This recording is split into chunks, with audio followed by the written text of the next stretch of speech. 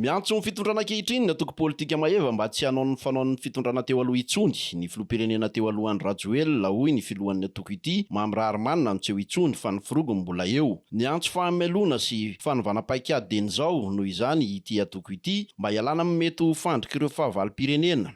Lasa Andriamato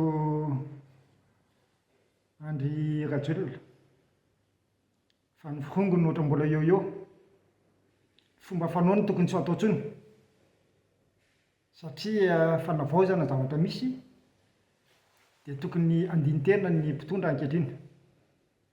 Avy eo izy nandeha dia napetra ny taholy isika zay tsy afaka moa dia niditra teny am-ponja, zay afaka nitsoaka moa dia miaraka amin'ny any. Ny mpanao politika izay nanaraka azy moa dia tsy hitatsony hoe aiza no ifikirana fa dia manaraka rano indray ny mpitondra ankehitriny. Ka dia misy manantena fa lesona avokoa tompoko ny fanaovana politika ary tadidio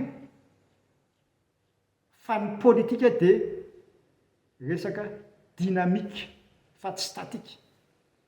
Izany hoe isa-tsegondy io dia miova, isa-minitra io dia miova, isan'andro io dia miova, isam-bolana io dia miova, isa-taona io dia miova satria générationnel ny politika tompoko.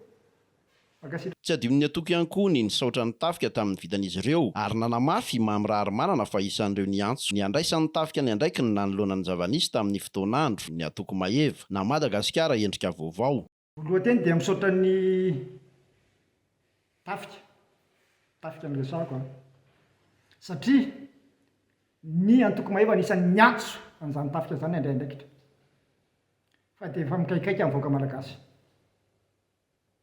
Potika Madagasikara tsy mandeha amin'izay tokony ho izy intsony ny fitantanana ny firenena, fotoa lasa fitiavan-tena, fitiavan-tseza, fitiavam-boninahitra, fanangonan-karena amin'ny politika misy.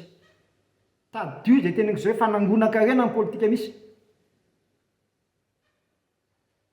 Misaotra ny tafika amin'izay, misaotra ny tafika ny antoko politika maheva.